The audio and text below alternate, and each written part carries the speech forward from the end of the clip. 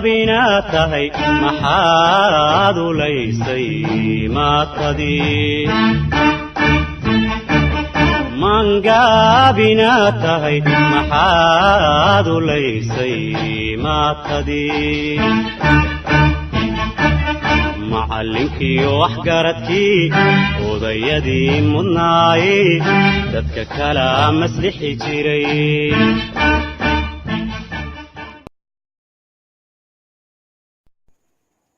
السلام عليكم ورحمة الله وبركاته مالك سواء شوكتان با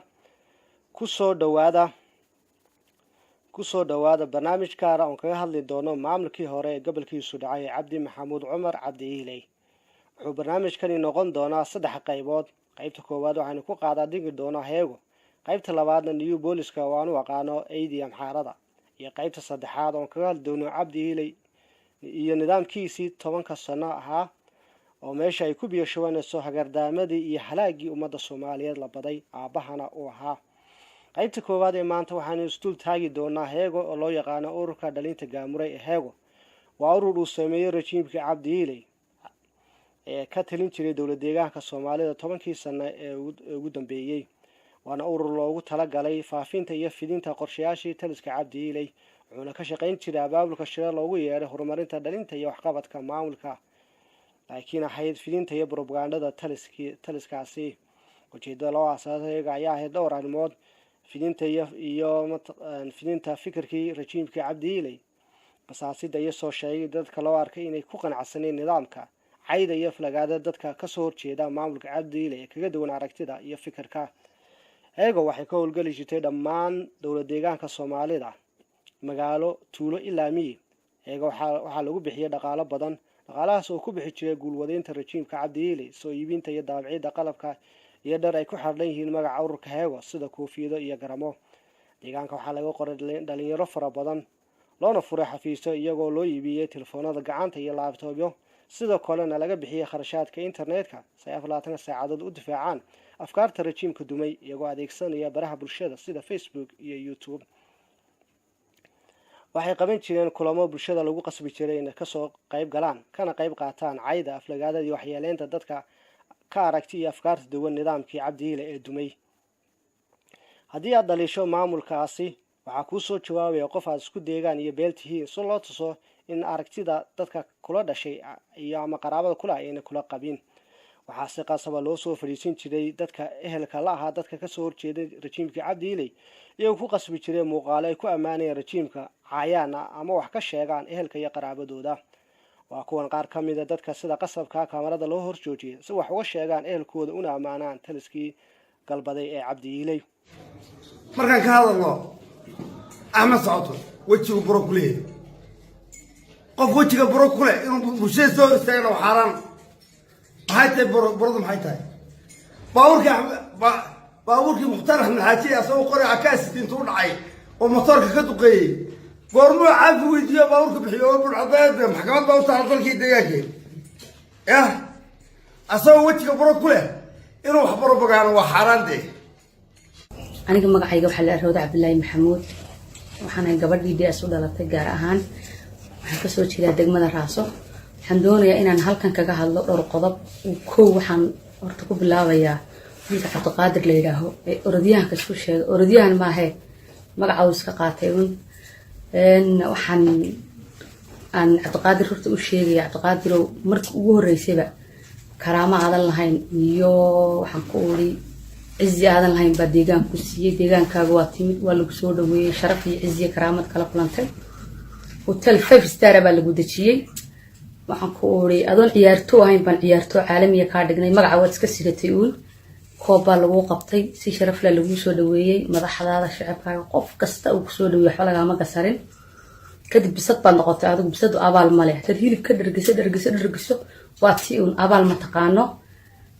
كده أتصابين تدخل عبطي بقى وحنا وحبة كتير يبربغاندو يوحنا قويدان تعاين بدكم مشغول شيء وحنا كل شيء يهرتكو كرامة ملهي لبا أنا جنّا ما بتشيد صدق يارتو متيد أفر أرديها متيد دب بد أورا تهرتها شغال هذا وحي هاي شغال هذا بتجرون ويده مو فرح بتكبه يلبس أولورين شرتي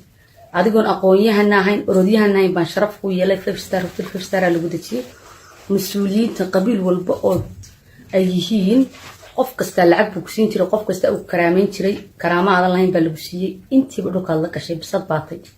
anagu shaqaash baanay baa tiraan shaqaashtan kuma naqaanay aad ba sheeganayay halka markaad tir ciyaartoo baan hayna ciyaartoona ma ahayne waxaad ka shaqayn jirtay maqaamiya beediyada dhilo koriyaad ahayd 9 kabnaad iyo shishad xambaarsanay adigoo naag iyo 9 waa shishad xambaarsanaa baa doonaysa dadka sharaftii ciisiga leh ee ku soo dhaweeyay ee karaamada lahayn aan ku saaray in horta karaamada ka qaado horta adigu koow waa inaad dib ugu noqotaa baan kuuri space-kaaga oo adigu noloshaada horta soo dhistaa aad soo naxba kama qabatay fataal baad tahay guri waxaad u karsatay fataalnimo rageenaaga aad kala fataashaa adigoo fataala oo karaamada la dhulka jiiday inaad bini'aadan ku mashquusho laga qurux baday annagu rafq Umar baa naleeyda mid dalku maqan iyo mid dib ku maqanba nama matashid adiguna nama matashid ka xuneeyay suldaan baa rafq Umar aan suldaan noomaha waa suldaan shaydaan odayga xunay atuuska awaraal suldaanana noomaha annaan daahir hadana karaamo malawisiye hargeysa magaca looga yaqaan wis yaqaan dhilo koriya leeyda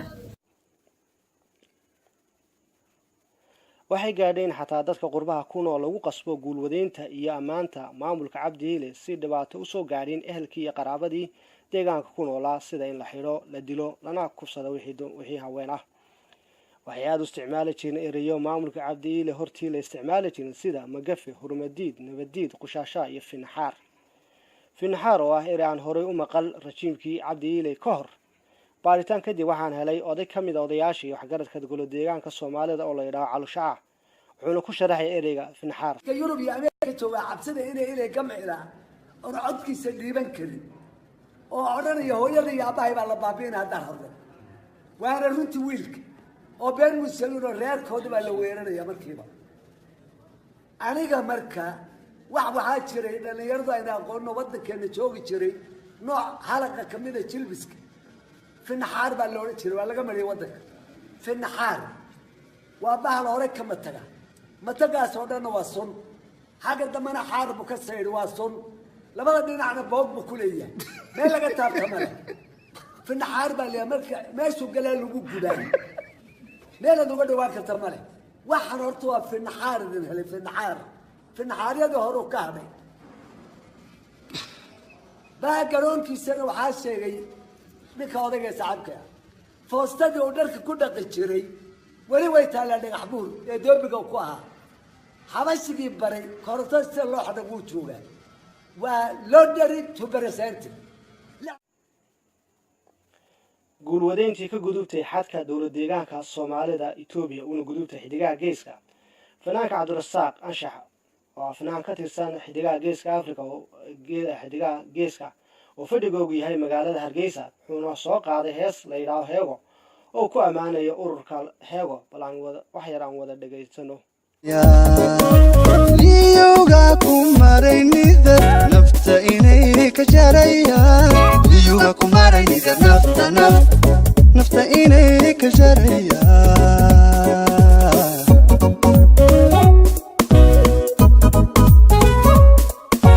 niyadino safiya intay heego loo shahay nacnam meel la shuba iyo nacam laha warkiisii sanku neef la qudha oo waxna yeeli kara kuma noola dunidee Heego waa dadkii ka dambeeyay kana qayb qaatay boobkii bilqadii ka dhacday Jigjiga maalintii Sabtida ee bisha ku beegneed 4 August 2018 Heego waxay noqon doonaan in cadaaladda la horkeeno dadkii iyo dhibaatadii ay gaarsiiyeen bulshada intaas ayaynu ku soo gabagabeynayaa barnaamijkeeni aan kaga hadlayna Heego inagoo barnaamijka xigeenaa ku soo qaadan doono ciidan xaarada ee loo yaqaan New Booliska iyadoo qayb saddexaadna uu noqon doono taliska guud ee Cabdi Ile iyo wuxuu dadka gaarsiiyay waa anigoo khadar warsamayn intaan mar kale ku kulmi doono barnaamijka lagamada waxaan iga tagay sidaas iyo nabadgelyo calaykum salaam wa rahmatullaahi wa barakaatuh mangaabina tahay maxaad u laysay maatadii mangaabina tahay maxaad u laysay maatadii intaad ismooday maskaxdaada may gelin dalka maamul keliga sow intaad ismooday maskaxdaada may gelin dalka maamul keliga